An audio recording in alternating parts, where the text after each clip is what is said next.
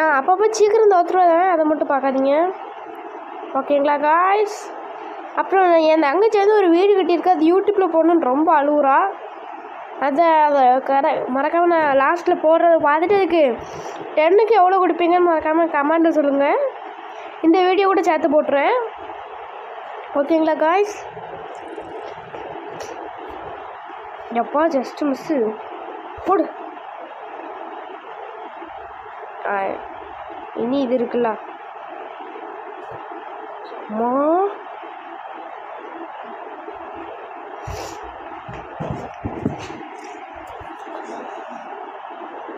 ஐயோ அது போயிட்டா, அது இருக்குன்னு நினச்சினேன். அது டக்குன்னு ஓ இது காயின் பிடிக்கிறதா, அதை கவனிக்கவே இல்லை நான்.